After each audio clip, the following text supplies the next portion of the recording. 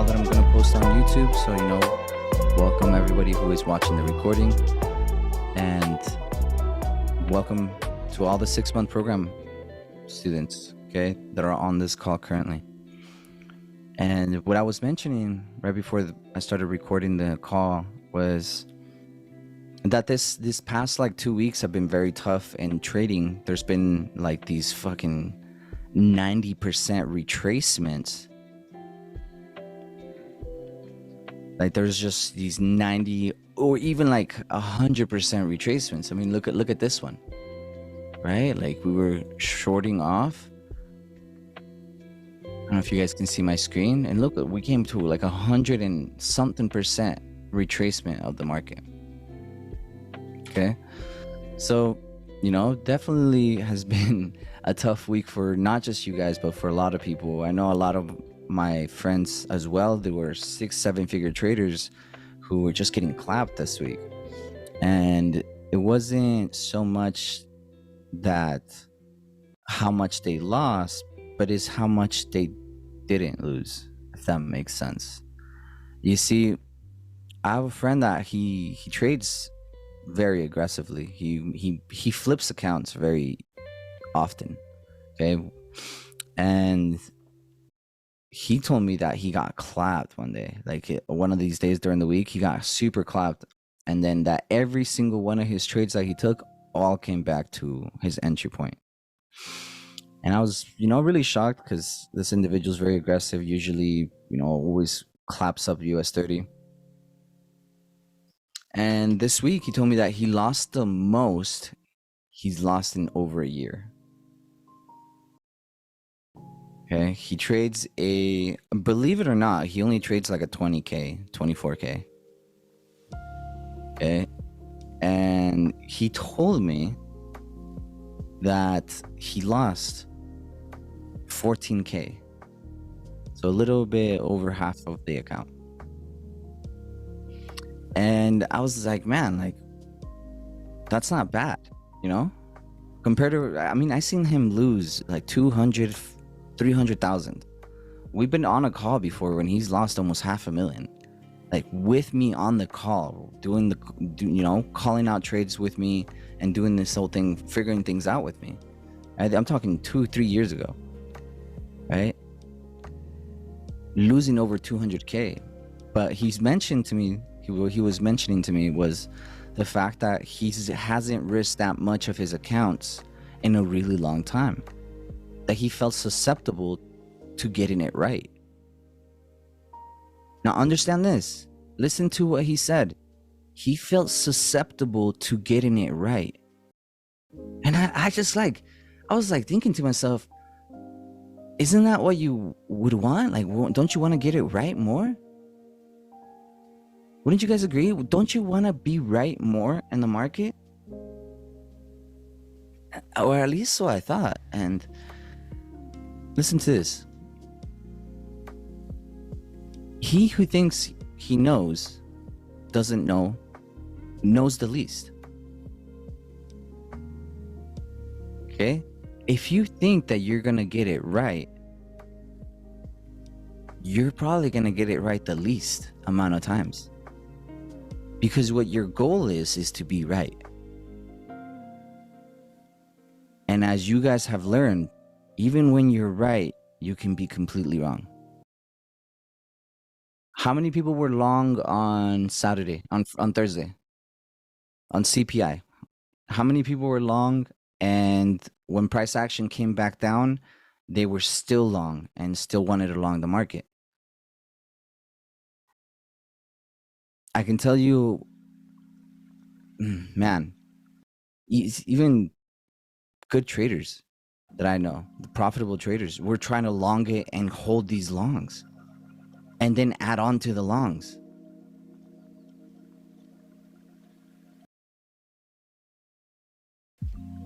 They could not let go of the fact that they were incorrect.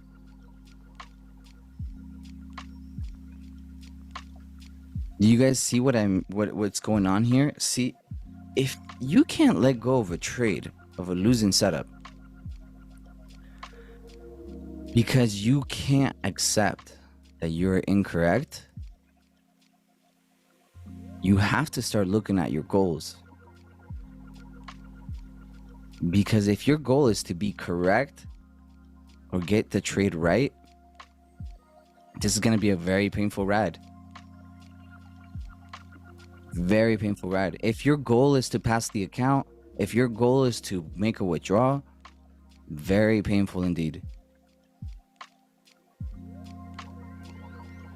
Very painful. It's your expectation of being correct. Guys, you guys are all smart as fuck is the thing. I talk to all of you guys. Okay? And some of you I've talked to a lot less. Some of you I haven't had these one-on-ones with. But if you're around me, I mean, I consider myself very, very smart. And if I believe that I attract smart individuals, I attract intelligence, I attract creativity. Most of you are into cars, and without us even ever talking about cars, ever talking about cars. Yet most of you are into cars. I talk about cars with almost all of you. Why do you guys think that is? It's our level of vibration, it's our level of intelligence, it's our level of consciousness that has brought us all together.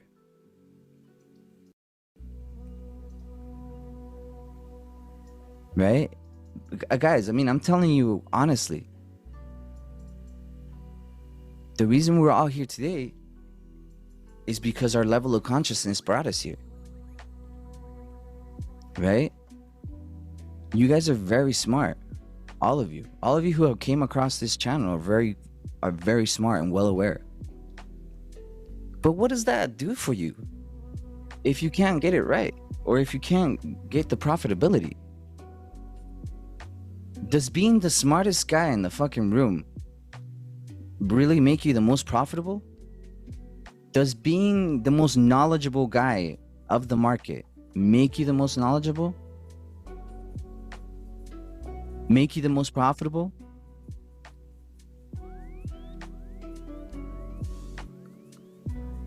Answer that to yourselves. Does that make you more profitable? Knowing more strategies, knowing more about the strategy, knowing more information about the market, knowing more descriptions, order blocks, liquidity. Is that truly what has shaped a profitable trader? Because I can tell you guys, I know a 6-7 figure trader personally, very close to me, that never had a trading plan, never knew how to take partials, never used a stop loss, never reads, never journals, never meditates. Why do you guys think that is?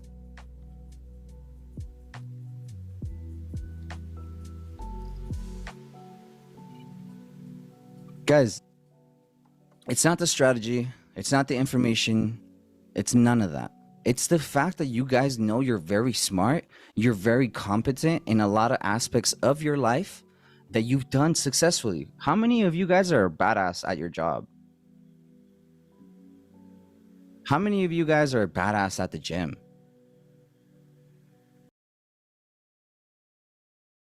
How many of you guys are badass at something?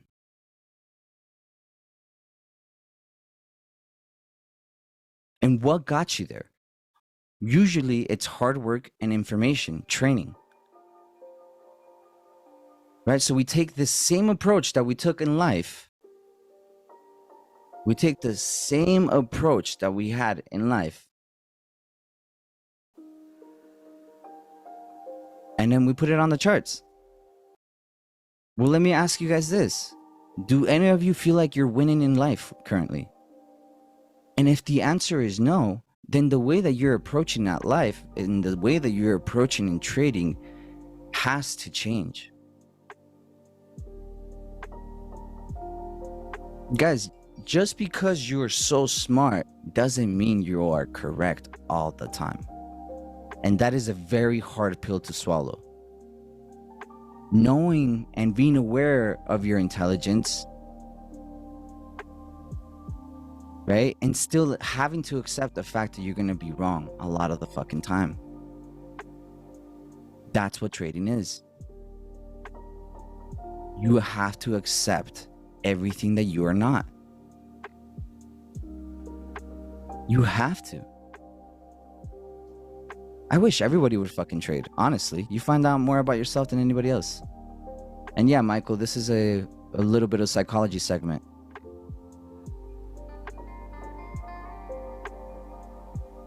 Right? That's the thing, guys. Right there. You guys are so fucking smart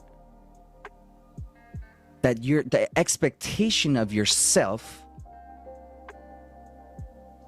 is very high. You expect very highly of yourself, just like how you have done in the past. With the gym, with work, with whatever it is, with your studies, whatever it is that you're doing.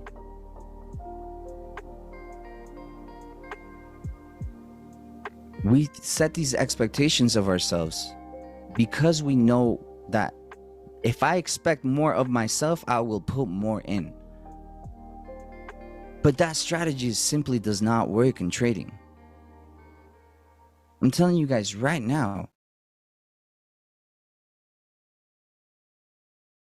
trading is a direct reflection of all the work you've done within. I've told this to my students time and time again, and I'm going to tell it to you guys on this recording and many more recordings. If you want to take your trading one step further, you have to know how to dig 3 steps deeper. 3 steps more within you. It always feels like you're taking a step back, but you're really just taking a step in. It's gonna feel like you're taking steps back, but I promise you guys,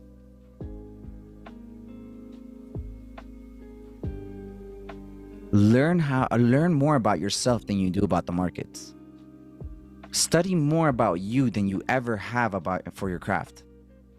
That right there is the key. That's why when people tell me they spent hours and hours and hours on the fucking charts, they spent years and years and years studying. I never took that approach. I'll tell you guys that. I never back tested for hours and hours and hours and hours and hours ever. I've back tested, but I never did the whole all weekend I'm gonna study back test, and whenever I have time I'm gonna study back test, and whenever I'm not in the market I'm gonna study and back test. That wasn't what got me here. It's not. Demo trading didn't get me here. Demo trading for years did not get me here. And you guys have to realize that as well. There's nothing wrong with demo trading. Try out a new strategy and everything, but don't fucking stay there. For any of you, if you are in demo right now, don't stay there. Push yourself on a small ass account. Accounts right now, a $10,000 account on a prop firm is $80. $80 to leverage 5 figures. Invest in yourself. Not to pass the account, but how can I make these next $80 of mine, right, last me the most amount of time so I can learn from the market? If your expectation of this class, of this course, of this channel is to pass your challenge, is to become funded and all of this stuff, all I gotta tell you guys, the only expectation to come to this channel with and come here with is to learn. You come with any other expectations and you will leave empty-handed.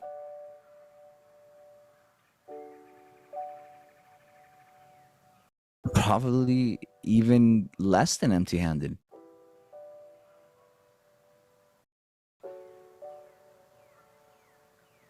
You come to this channel or to do these one-on-ones, to these calls with the expectation of passing a challenge, with the expectation of knowing the information and being correct for moving forward. You will leave empty-handed.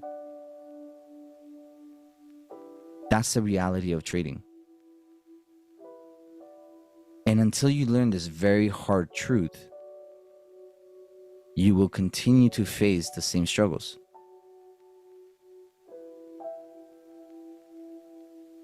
We all want to be wealthy, financially free, right? Putting our families on, paying our family,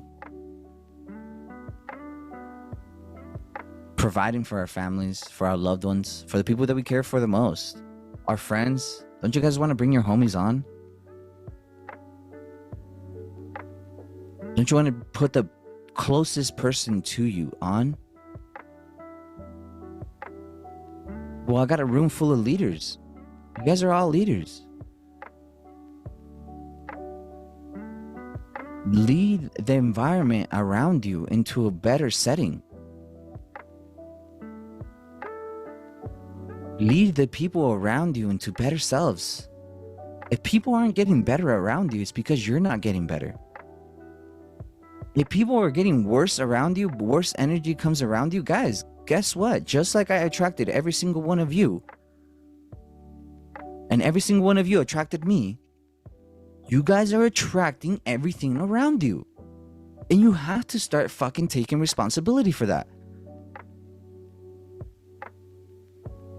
Look, I wasn't born in the United States, so I was here for the longest time unable to work. Did I choose to come to the United States at such a young age? No, I was fucking like 12, 13. Was that my responsibility? Did I get that correctly or incorrect? No. Am I responsible for it? Yeah. Am I gonna sit there and fucking pout? Fuck no. Make excuses about not having papers, not doing that, and this and that, and all this stuff? No, man. No. My parents would always tell me, like, go work, construction, this, that. I'm like, fuck, man. I did that shit for... I had 3 jobs at one time. For like a year, too, I had 3 jobs. On one of my jobs, I was getting paid $7 fucking an hour, bro.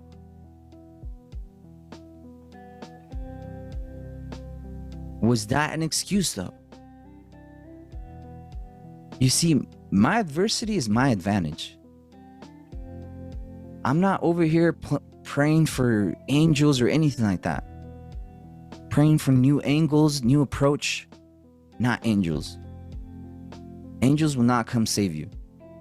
It's you. You have to make the new approach. You have to take the new angles.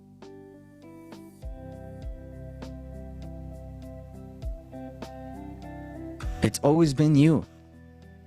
No one else. It's always been on you. The one responsible for your environment. The one responsible for the people around you. If someone really pissed you off this weekend, that's your fucking fault for putting up with it. That's your fault for creating that environment, accepting things like that into your life.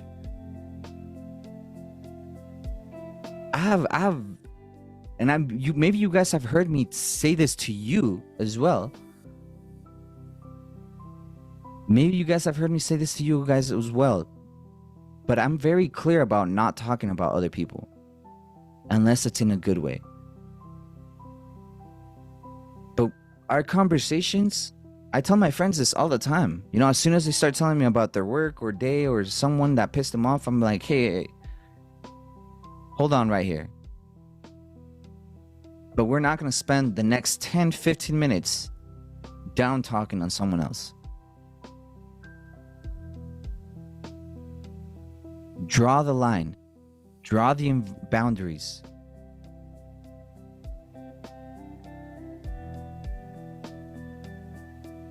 Draw the boundaries. Negative energy will always be there.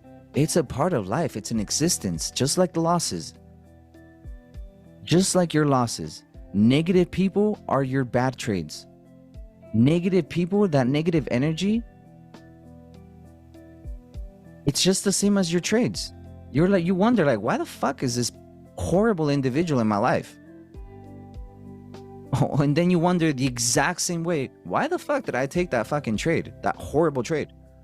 And then you wonder, why the hell did I do this? Why the hell am I doing that? It starts with everything. Everything and anything in your life is affecting your trading. Whether you realize the positive impact or negative impact in your trading, it's happening.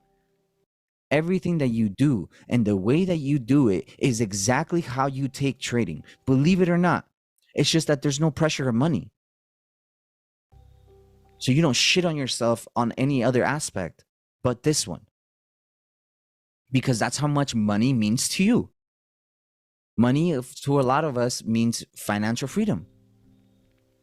So when we lose money, we feel like we're getting further from financial freedom. That couldn't be furthest from the truth.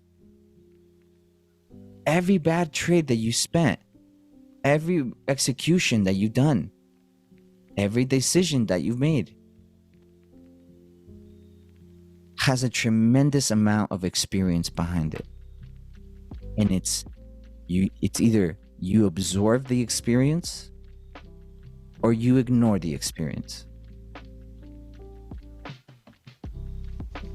But too many of us guys are too fucking smart and expect way too fucking much of ourselves. It's cool to have the expectation of being more. It's not cool having that expectation and shitting on yourself because you are not feeling that way. Every time something bad or a bad trade happens, you can't shit on yourself. It's just one trade. It's just a trade. It's not a win. It's not a loss. It's a trade. Did you pass the account? Cool, you passed it. That was one trade. That wasn't you passing. That was a trade. You failed the account? Cool. That wasn't you failing the account. That was one fucking trade. That was a trade.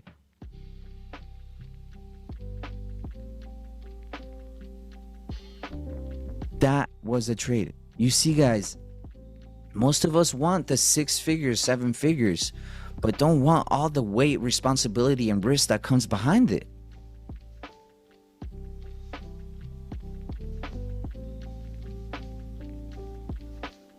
For you to become disciplined, you have to accept that the discipline in your life is missing. If you're not aware of the opposition in your life,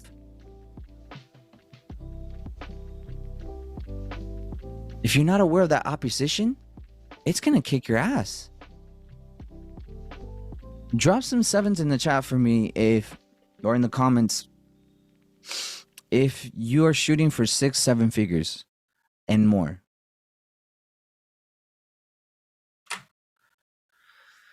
Six, 7 figures or more in equity and network, whatever. Okay. Now,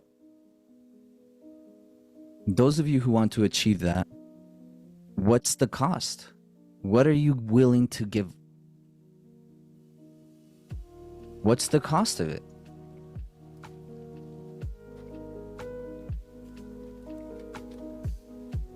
What's your cost? You guys have to realize that if you want to be fucking rich, it's gonna take a lot more than efforts and commitment.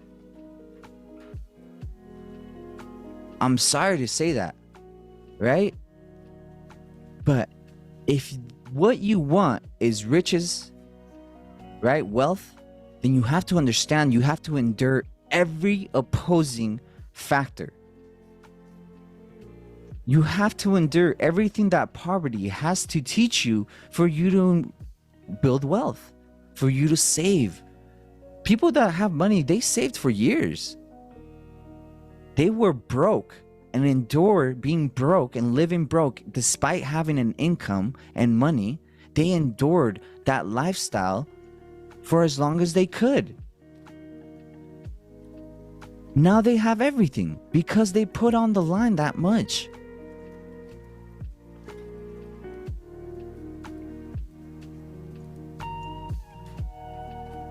Your ability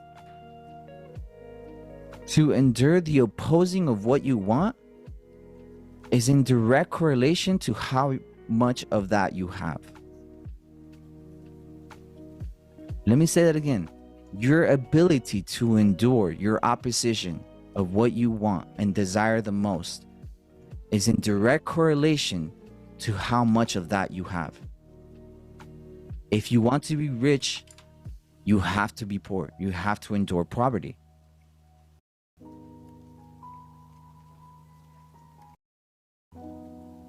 If I want to be successful in trading and I want to withdraw an unlimited amount of income, I have to be willing to deliver an unlimited amount of investment, an unlimited amount of education, an unlimited amount of XYZ that it takes to achieve that it is what you want. Some of you guys are fucking praying to God for patience. Then God sends you an annoying ass fucking person in your life, right? Somebody that's pushing your fucking buttons, someone that really like gets under your skin, and you're over here getting mad because God is giving you exactly what you want. The universe is giving you exactly what you want. You wanted more discipline? Okay, cool. Let me give you some struggling individuals for you to deal with. Right? You want to become, for example, again, discipline. Becoming more disciplined. You have to endure all the pain that it brings. What is discipline? Doing exactly the same thing again and again and again and again, right? Despite you wanting to or not.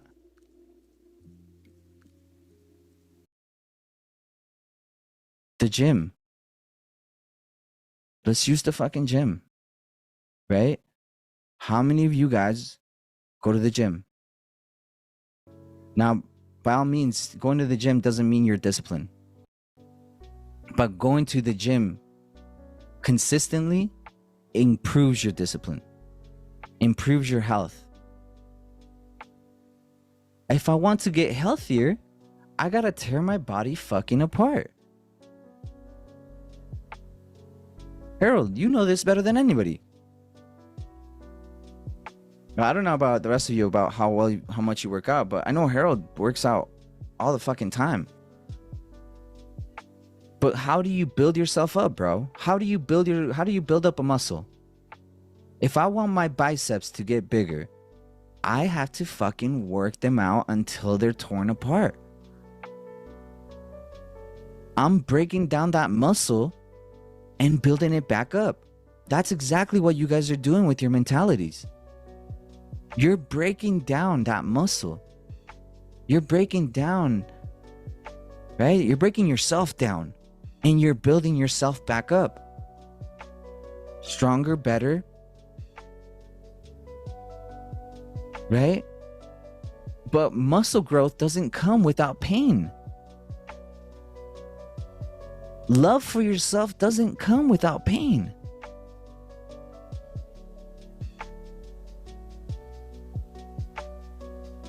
You have to love yourself more than anything else.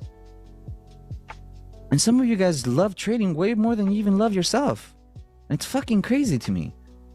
You're mistreating yourself, the tool, the vehicle that's gonna get you to your destination.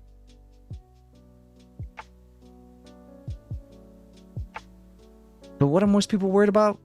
Falling in love, being in a relationship, without realizing that they're enduring loneliness.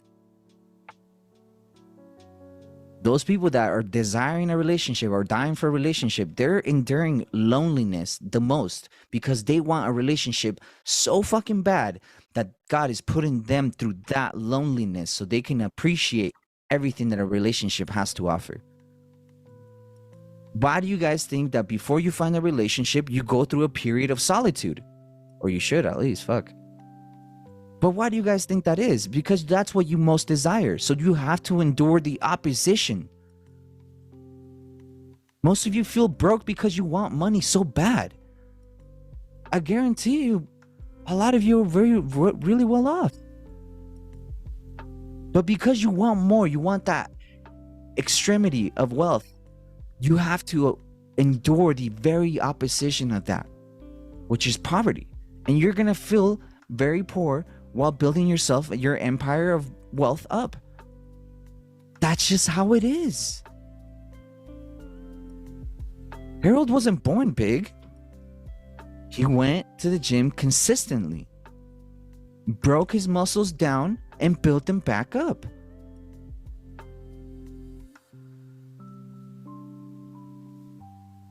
Your ability to grow wealth is directly correlated with your ability to maintain broke. Directly correlated. Your ability to find love is directly correlated with the opposition of your ability to be alone.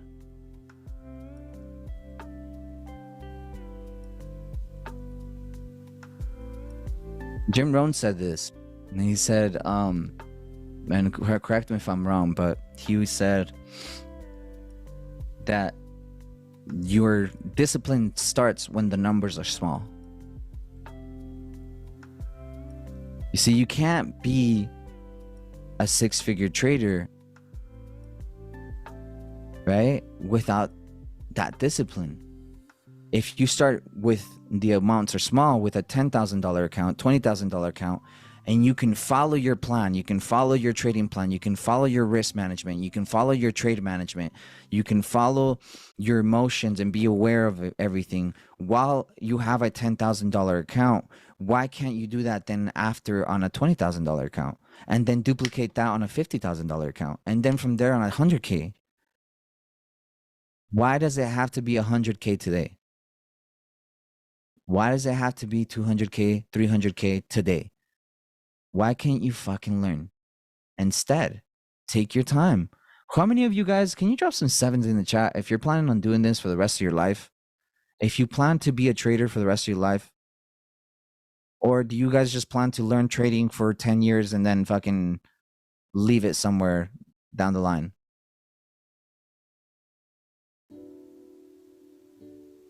I'm not saying I'm going to be pushing buttons for the entirety of my life, and neither are you. I'm just saying traders don't always push buttons. Traders aren't always trading in the market. Traders are usually observing, patient, planning things out, calculating things, being precise. Bro, some of us want precision, but we can't even fucking mark up a chart precisely. Yet you want precision in your trading. I'm not gonna lie to you. I see some charts on Twitter sometimes. I'm like, what the fuck? How can you even be accurate? Like, I see some people marking up order blocks and stuff, and they're not even like marking out the opening and closure of the order block. They're just marking out whatever the fuck they thought right there in that little segment.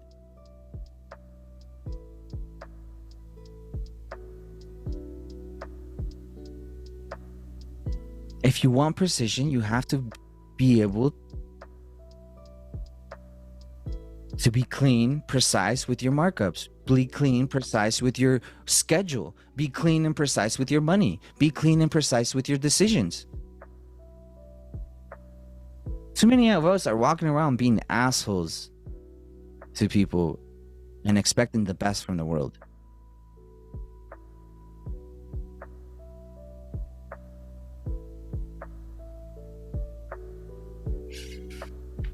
Your ability to make money is directly correlated with your ability to endure poverty and to manage poverty.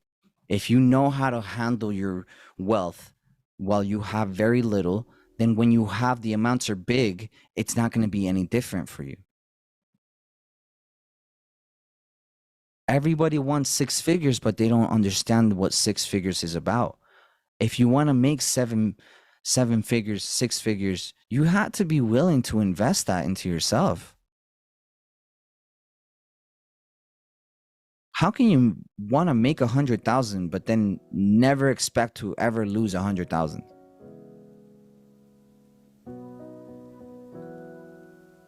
That's why I was telling you guys, it's just a fucking trade. It's just a trade. No matter how you slice it, it's just one trade. It's not a winning trade. It's not a losing trade. It's not the trade that passed your account. It's not the trade that changed your fucking life. It's just one fucking trade. It's just a trade. That's it. And the moment you start realizing that the way you handle your wins is the way that you're handling your losses on the very opposite side of the spectrum. How many of you, let me ask you guys this. If all of you guys had the 100,000 account, or let's say like we're all doing a 300K.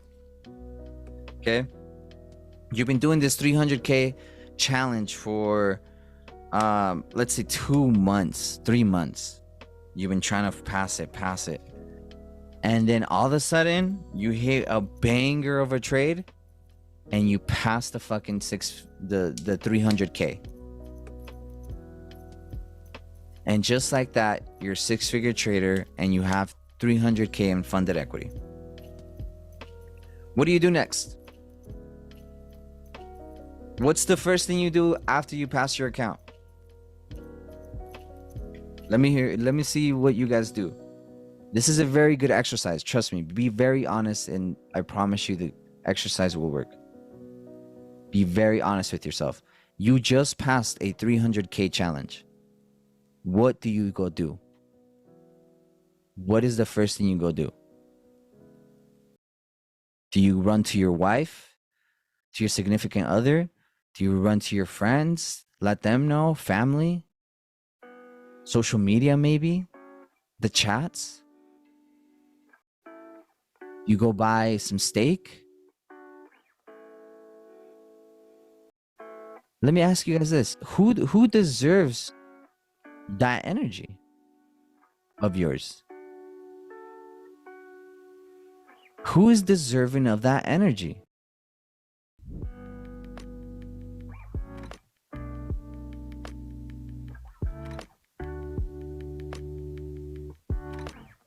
Be honest with yourselves though. Like for reals, like I would love to tell you that I turned off my screen and went to go on a walk. I would love to tell you that I did that my first time I passed my fucking 300K. I'm asking you guys sincerely.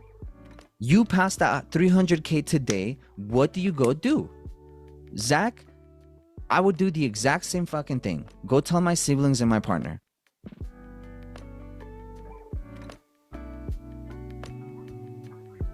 I would love to tell you that I went, turned off my screen and went for a nice fucking walk and then, you know, waited for my payout.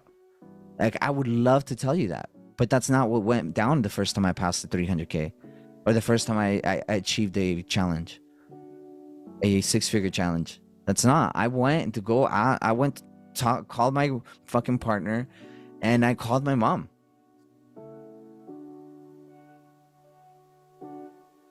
Then guess... Let me ask you guys this. What are you gonna do when you lose that 300K? You lost that 300K today. What do you do?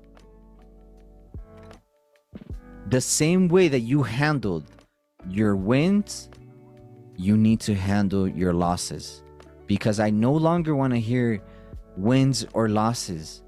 They are just a fucking trade. That's it. You treat any other trade more significantly than the last one because it did something externally for you. Your external world is now in control of your internal world.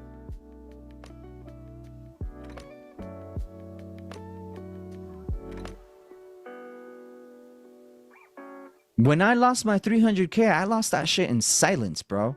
The first one. I've lost many accounts, guys. Don't be surprised. If you haven't lost a couple 100K accounts, I'm sorry. Like, I'm preparing you right now. You will lose probably like the first 6-figure account that you get. You just expect to fucking not learn from it. Just expect to learn from it, because I promise you right now, the first 6-figure account that I got, I lost it so fucking fast.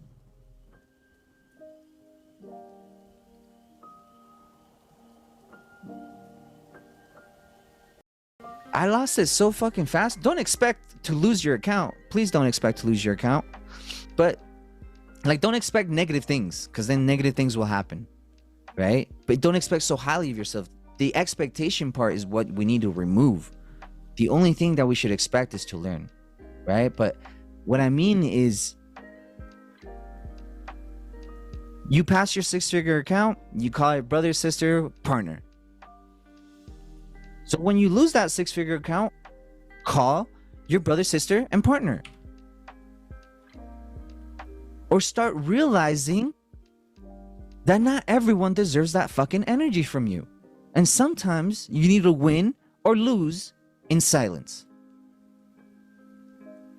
Because at the end of the day, ain't nobody pushing those fucking buttons but you. So there should be no influence from the outside world behind those buttons. There should be zero fucking explosive excitement. Because do you get excited when you lose a big ass trade? Who jumps from excitement when they lose a fat ass trade?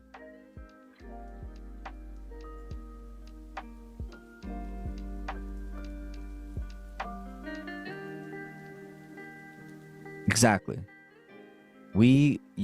Or a lot of people usually kick themselves in the balls or shoot themselves in the foot because of they start talking down on themselves. They start shitting on themselves. They start saying the should, could, would. I should have done this. I could have done that. And I would be doing this. But they start shitting all over themselves. Right? And I'm here to tell you guys, the same way that you reacted to that win is the exact opposite of how you will react when you lose it. The exact same way. Bro, I have friends now that I'm just like, I don't even hear, like, they're just funded. Nobody heard anything from them. Nobody saw a post from them. No, they just are. I love to see that. I love, oh, you're funded again. Oh, wow, that's fucking cool. I haven't talked to you in a couple months. Because they win in silence, just the same way that they lose, they win. The exact same way that they handle their losses and their down days are the same ways that they handle their upbrings and their wins. Will you journal them? You learn from it. You ask yourself what you could improve on the next one, and then you move on. Those 3 things happen whether I win or lose a trade. If I lose a trade, good. All right, let me see what I learned from it. What can I improve for the next time? If I win a trade, good. What happened? What can I learn from it? What can I use and improve on the next one? On my 5th consecutive loss, good. What can I learn? What happened? And what can I take to improve next time? It doesn't matter. I'm on my 6th funded account. Good. What did you do and what can you learn to take and improve on the next one?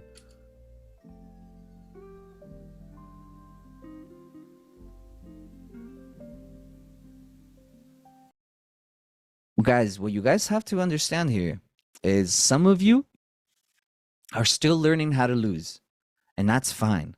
You have to learn how to lose. Okay? And then you guys will crawl over that fucking hill and finally see the sunlight, right? The sunrise. The sun's finally coming out and shining upon you. And at that moment, you're going to face your next demon. And you have to learn how to win. How many of you guys have passed an account and lost it? Drop some 7s in the chat.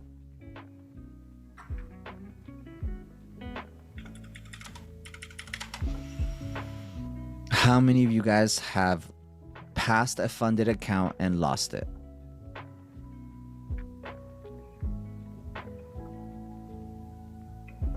I'm telling you guys right now that the way that you handle your wins is the same way that you handle your losses.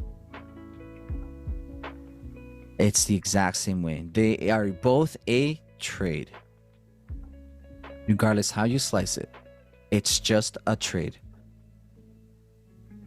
And you're going to lose many accounts. You're going to lose much, much money. But the moment you start hitting these problems, you got to realize, wow, I'm hitting new problems. I am hitting new obstacles. I'm hitting obstacles that I couldn't even see last year. What? How to bounce back from a 6-figure account? Cool. Did I ever think I was going to experience that? No. But you will not see the problems, the new obstacles, until you move on from everything that poverty has to teach you. Until you move on from your current point in life. If you've ever felt stuck, good, you're supposed to grow. If you feel stuck, that's a good feeling because your body just wants to grow. Your body wants more. Your body wants to get out of where it's currently at. But I'm telling you guys right now, the same way that you guys handle your wins, you're going to handle your losses. So just start looking at them the both same way. Don't treat a day more significantly than any other just because an account got passed or a good trade happened. One day of winning trades does not oversignify, or is not meant to be oversignified. It's not, man.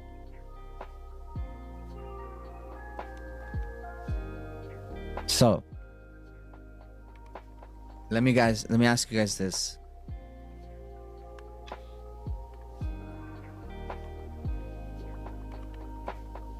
Are you ready to win? Are you guys ready to win? Have you guys ran into challenges that you had not have seen last year? Drop in your chat, share with me in the comments. What is a challenge that you're facing this year that you simply would not have seen last year because of where you were at? And you don't have to share the problem. You can just simply say, yes, cool, whatever. But I'm sure you guys are all coming across these problems after you get funded, or after you would not have found out these problems if you didn't get funded to begin with. Right now, most of you guys are probably measuring your level of success to your current results. And I gotta tell you right now, if you're not making withdrawals and money, measure your current success. Measure your current success by the amount of difficulties you have to overcome. Only the most successful overcome the hardest of tasks. Only the strongest individuals get put through the toughest of challenges.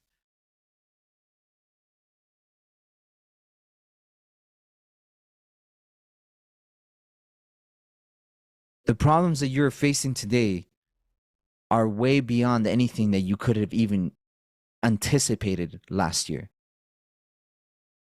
And that is success. You are experiencing success, and it's a level of success that's very strange to you and may not be acknowledged as success. But moving forward, I want you guys to, if you're not making withdrawals, I want you guys to realize that your level of success right now is directly measured with the amount of willingness and power that you have to overcome your problems and obstacles. Being so accurate in my analysis on a day-to-day basis, week basis, or session-by-session basis, and yet not being profitable. Hitting the right entries, but getting break-even, which is blessed. Yeah. Man, I can tell you guys, fuck, man. I was not very happy when I was breaking even. Until one day, one person was like, bro, you've been trading for 2.5 years and you're breaking even? Like, wow, that's incredible. It was one of my mentors, Zachary Hogan. He's like, wow, that's incredible. There was like 3 of us on the call. If you're breaking even in only the first 3-4 years of your trading career, that's an incredible achievement. It's like I was still losing money till my 5th, 6th year.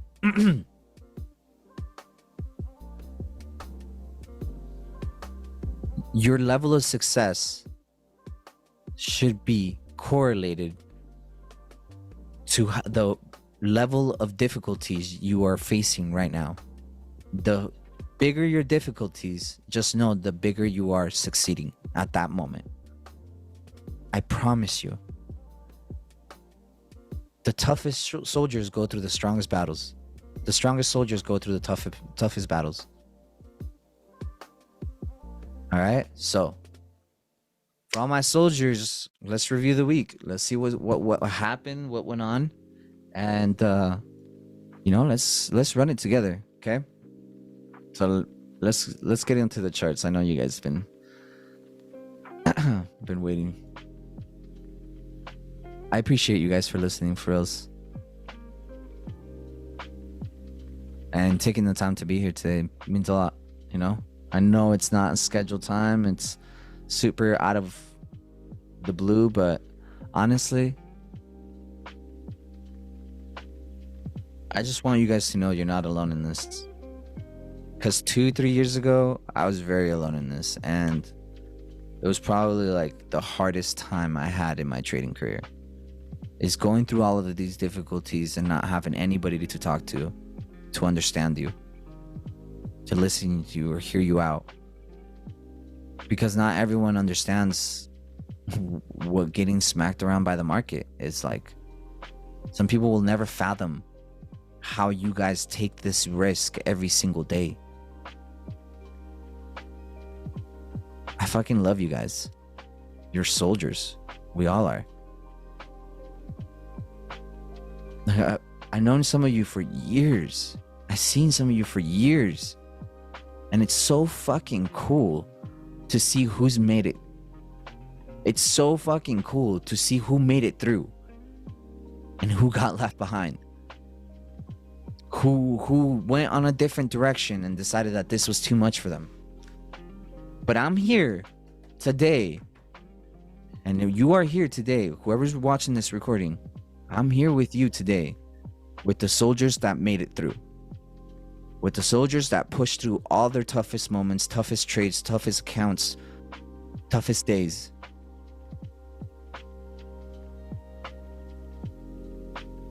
Your level of success should be measured by how far you've come along. As an individual, as a human being, not by the amount of money that you're withdrawing from the market. Not by the numbers that you guys see on your results. Okay? In my eyes, you guys are all successful.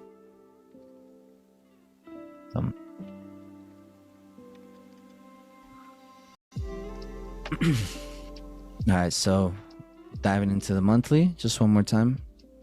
Okay guys, I'm still pretty bullish on it. I've been saying it in a while, I know, but I'm still pretty bullish on it.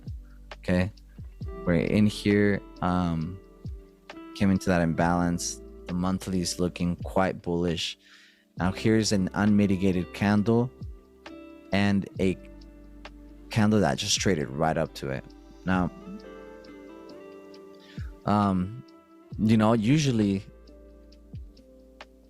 let me tell you guys this, the way for me, so you guys see this order block here, right?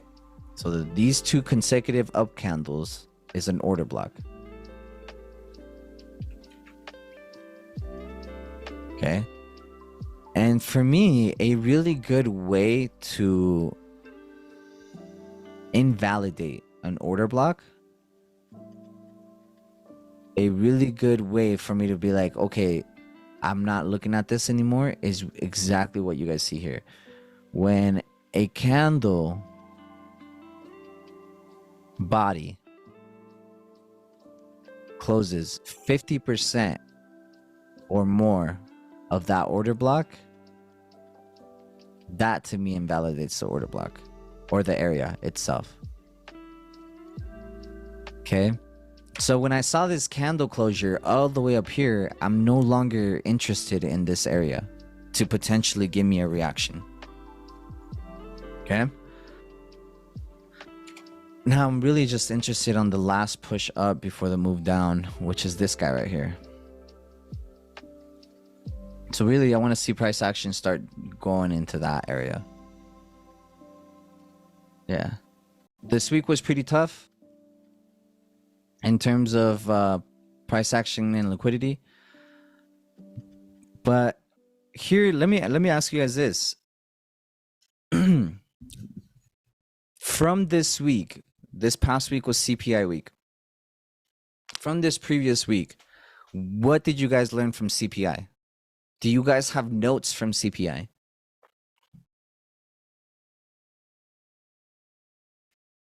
Drop it in the comments. Did you personally acquire notes from CPI?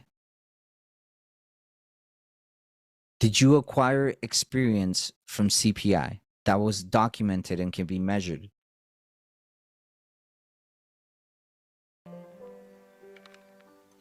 For those of you who said no, let me ask you why.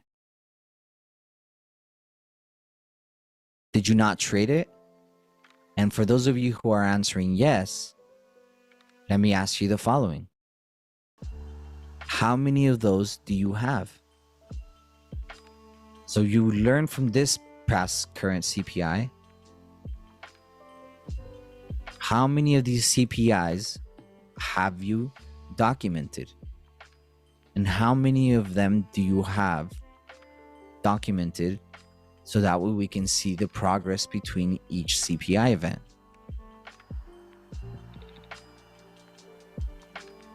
How many of you have more than just 2-3 entry journals for CPI?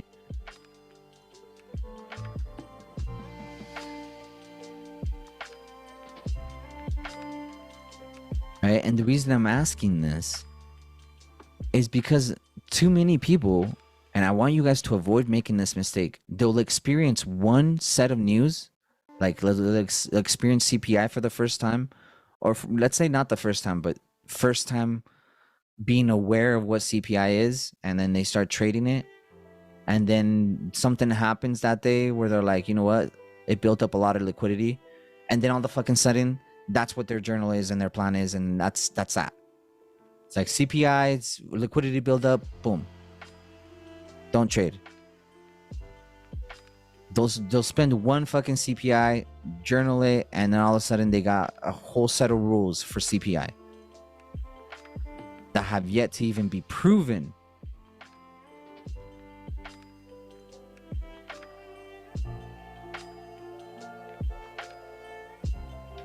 Right? And this is what I mean. This is what I mean.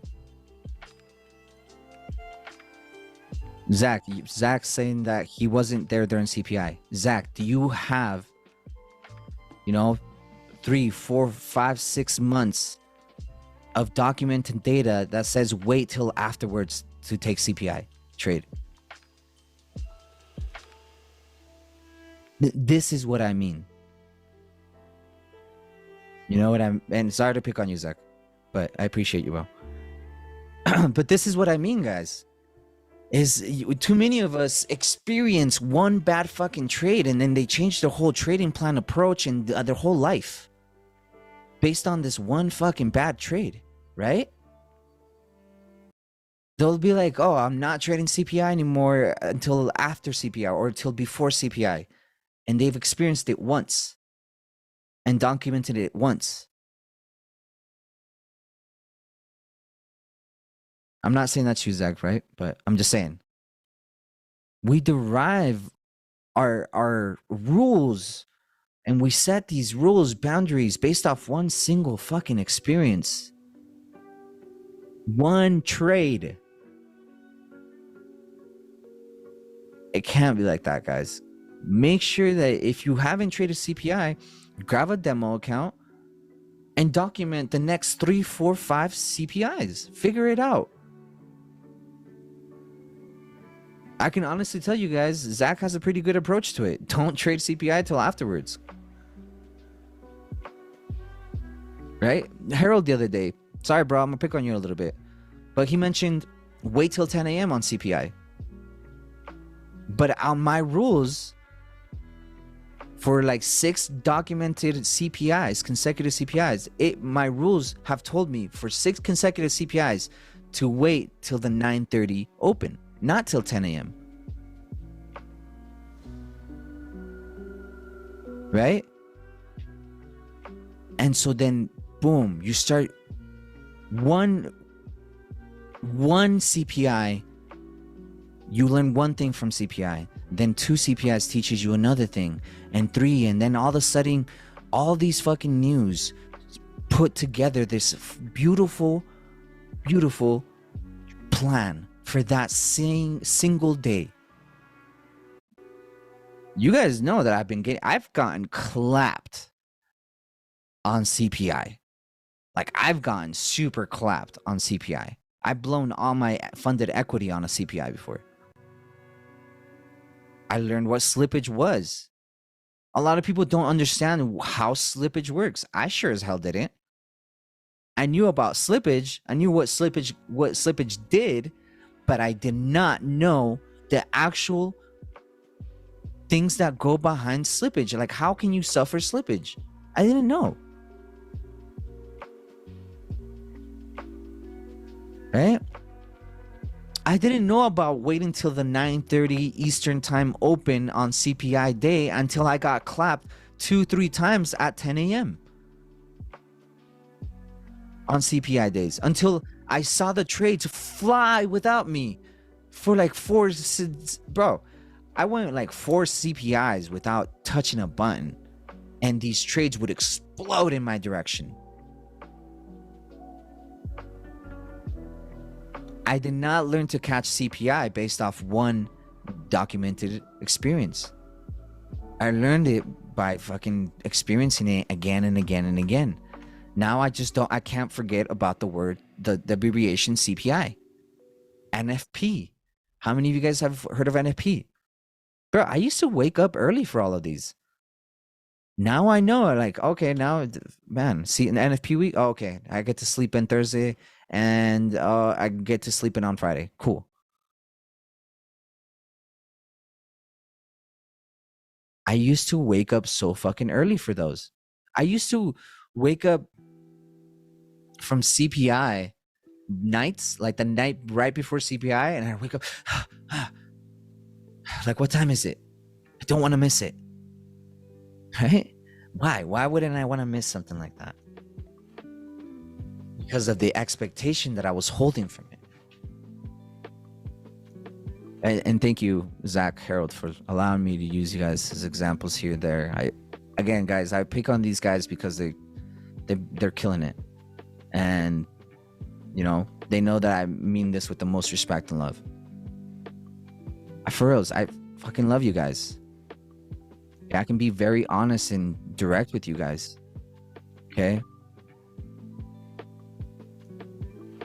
Danny says, I have journaled every day, every week. I have done it for the past 18 months or so. Helps very much. Yeah, it does. And actually, since we're all here, okay, we're actually going to go over this really quick, because you guys need to understand my concepts.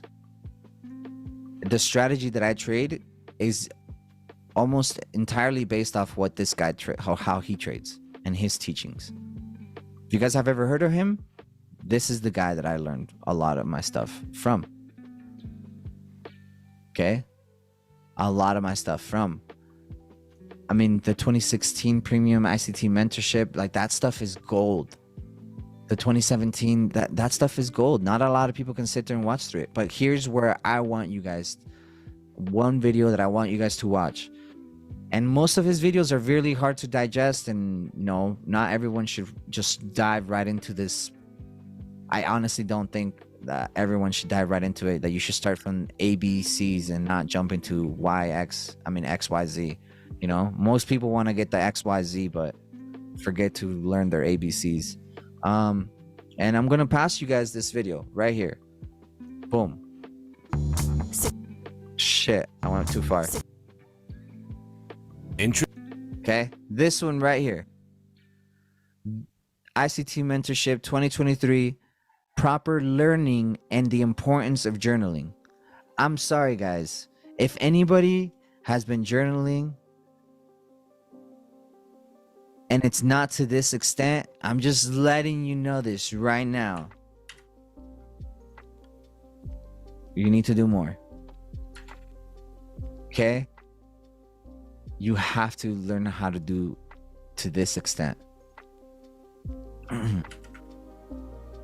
I've shared it here. I'm gonna share it on our private mentorship chat, 6-month program chat.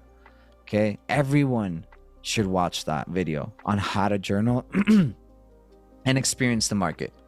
You don't need to like ICT. You don't need to understand his concepts to know what the concept of where he's getting at on that video. Guys, learn how to win. Learn how to take your trades. It's not a win, it's not a loss, it's just a trade. You didn't pass the account, you just took a trade. You didn't blow the account, you just took a trade. And no trade should be any more significant than the previous one.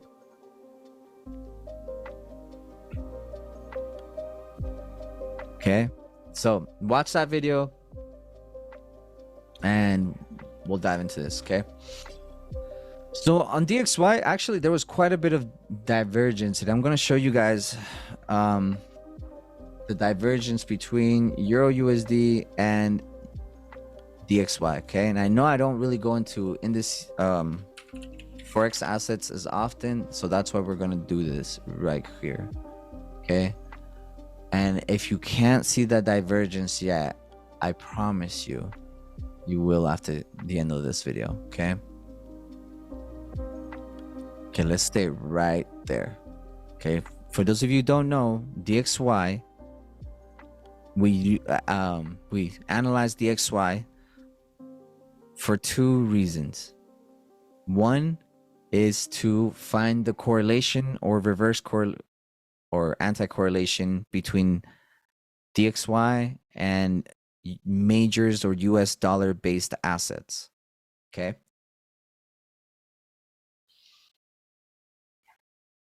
so check this out. Let's go to, let's see, there it is, July 20th, 19th, right here, 19th through the 20th, right there, through the 24th, all of these days right here. See this white push up? 1, 2, 3, 4. Okay, then we got 1, 2, 3, 4. Perfect. Now look at this. There's an imbalance here on Euro on the 20th. And then on the 20th over here, there's an imbalance here. Here is smart money divergence to its cleanest, crispiest, and easiest of levels. Look at the date of the 21st and the 24th. Look at this. 20th, right? And then 24th, upwards. 20th,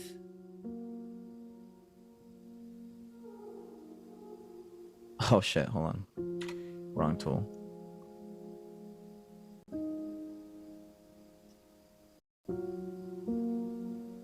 Look at that.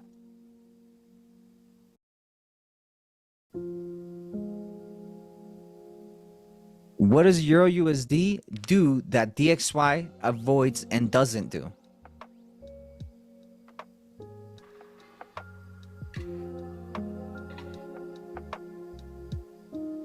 What happens here? What happened right there on euro that DXY failed to do?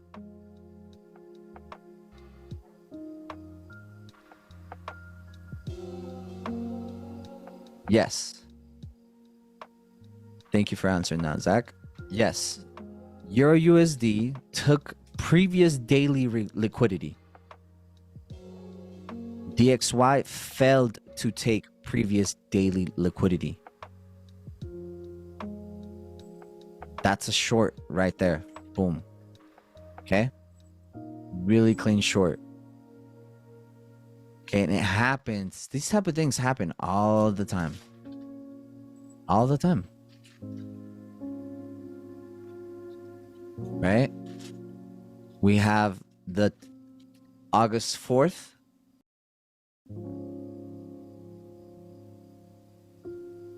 To August 10th. And then the highs over here, August 4th to August 10th.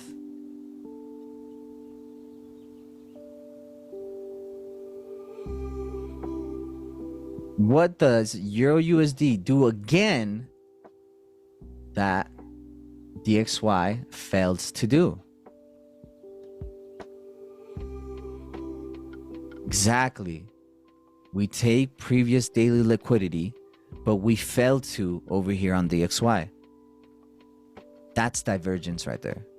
That's probably like the easiest fucking way to look at divergence. I promise you, not a lot of people teach it this way. Not a lot of people teach it this way, but this is where divergence really started for me, is looking at it in a daily, weekly perspective. Higher time frame is key all the time, right? Higher time frame higher time frame has always been a cleaner way to look at the charts, right? Well, then here you go. The higher time frames on divergence would be a great way. A cleaner way to learn divergence is through the higher time frames. This is probably like the easiest way to look at divergence. Okay, is failures to sweep highs or lows. Failure to sweep highs or lows. Right?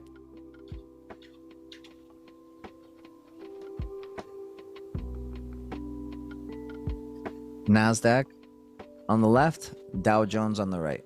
Okay? Check this out.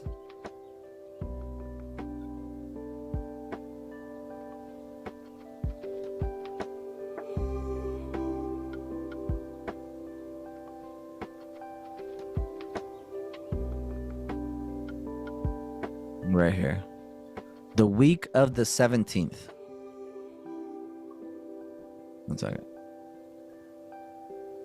Right, and then the week of the 17th, and then the week of the 24th. Straight down.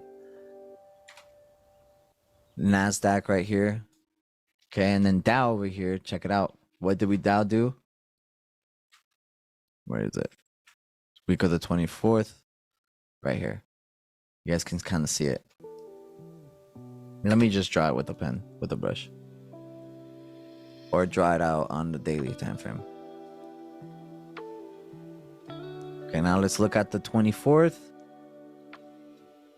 19th, to the week of the 24th, 19th.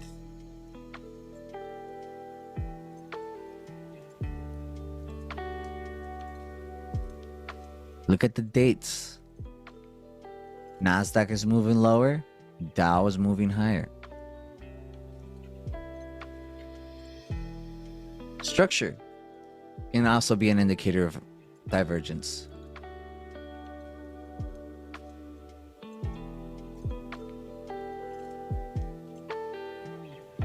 Okay, structure can also be a form of divergence.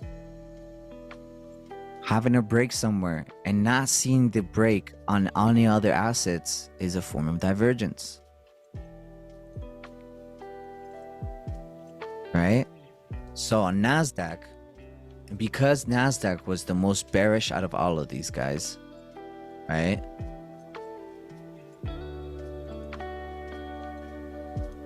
We got Dow. We're gonna measure out this bottom area. NASDAQ over here, Dow over here, okay?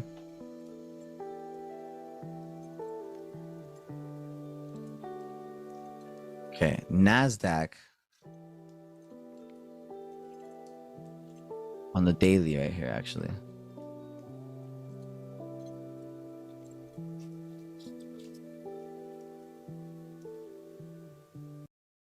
Yes, as I mentioned, structure can also be a sign of divergence. Yep. Okay. So NASDAQ, lower low, lower high, lower low. Remember, this is CPI Thursday. CPI Thursday. Okay. Dow Thursday comes up way higher into the range. NASDAQ from August 4th to August 10th. August 4th to August 10th. It was it wasn't just those dates that created that divergence. It was the day after and the day after, right? No, actually it was those 2 days. Yep.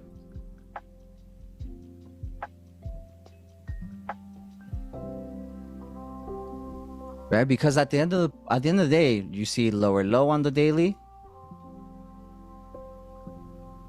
and then on NASDAQ, you also saw a lower low on the daily. Okay. But for me, it's when I'm looking for bearish divergence, I'm looking for the highs. Okay. When I'm looking for bearish divergence, I'm looking at the highs. If I'm looking for bullish divergence, I'm looking at the lows. Write that down. If you're looking for bearish divergence, you want to be looking at the highs. If you want to be looking at bullish divergence, you want to direct your attention at the lows.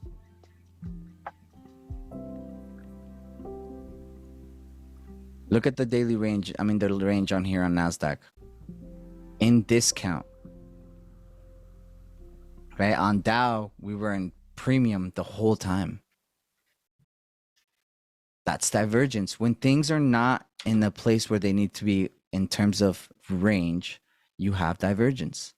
Now let's look at these guys on a higher time frame.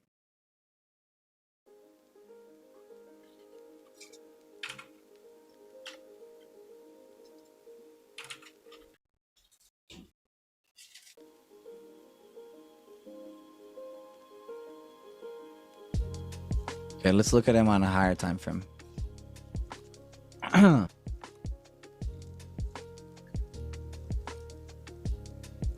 Let's look at it.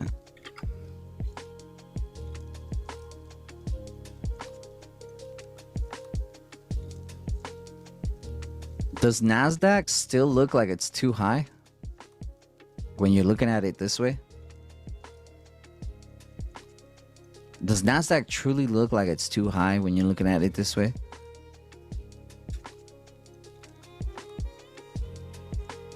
Dow, does it look too high?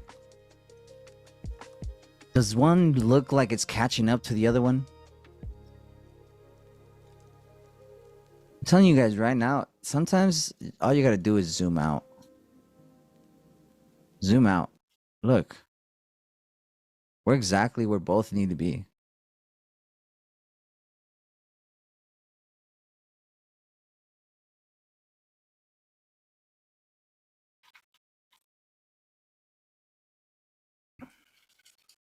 So, next time you feel like divergence, next time you guys see divergence, I want you guys to think in terms of weakest asset you want to be short with and stronger asset you want to be long with. When choosing which asset to trade, how do you determine which to trade on the... that's funny. I just answered that. Appreciate the call, Bash. Gotta go hop off. That's cool, brother. Have a good one. Anyways, okay, divergence. The weaker asset. Being NAS this week, I shorted NAS, or I was looking for NAS shorts, right?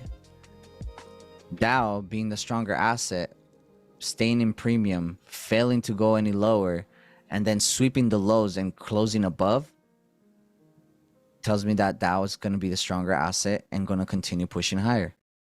Look at these right here. The 8th and the 11th. The 8th and the 11th. Now Dow, Nasdaq. How can you tell before that? Okay, let's go back. Right? Let's look at the the one bullish day they both have. Dow comes back 50% and above this whole range. Nasdaq can't even say that for Nas. Sometimes divergence can be as clean as this. Look at that.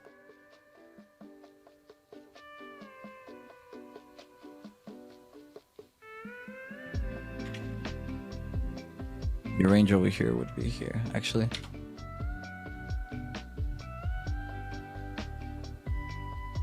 $50%? Nope. Look at that. The way we come up. Then Dow melts off. Okay. Dow fails to take out the high. Let's go grab these real quick. Dow the next day, lower. Nasdaq the next day, higher. Who took out the liquidity? Nas or Dow?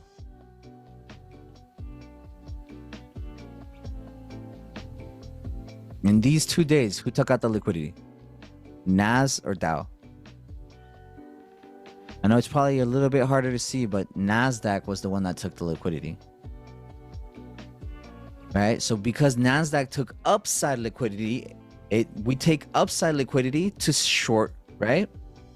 And we take downside liquidity to go long.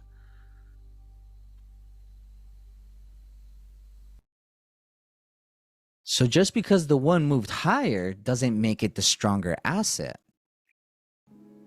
Right? Or just because one moved above a certain liquidity level doesn't make it a stronger asset.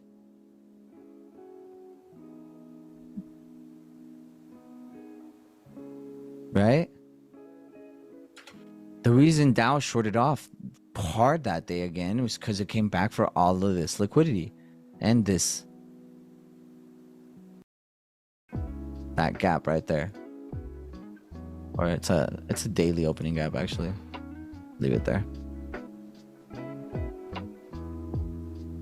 And it's all about learning which one's your weaker or stronger asset when it comes to the indices.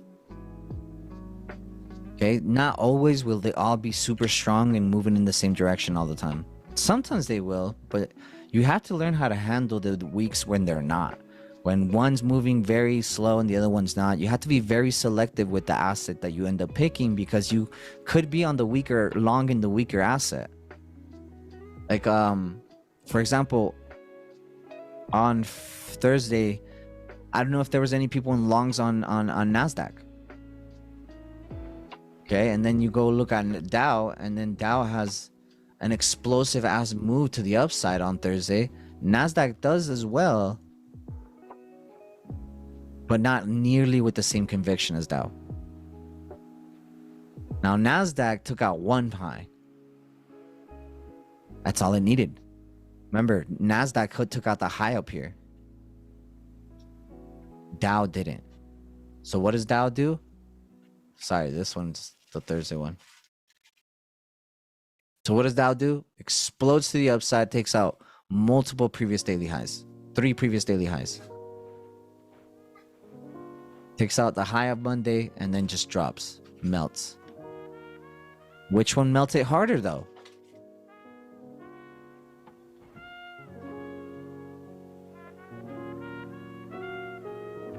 Which one melted harder? Nasdaq, right? Had the strongest conviction to the downside. Nasdaq came back to that previous daily low. Dow, why do you guys feel like Dow failed to come to that low on Thursday? It failed to come to the low on Thursday, right? Because it's the stronger asset. Okay, not always will divergence be super crispy clean. As you guys saw, the way that I saw this divergence on the bearish side was mainly due to like the higher time frame being bearish, Nasdaq disrespecting every single low, Nasdaq taking the highs and not returning to it. It was a variety of things that determined Nasdaq weak, Dow strong. Sometimes it won't even be structural liquidity or anything that makes it clear, except price action itself.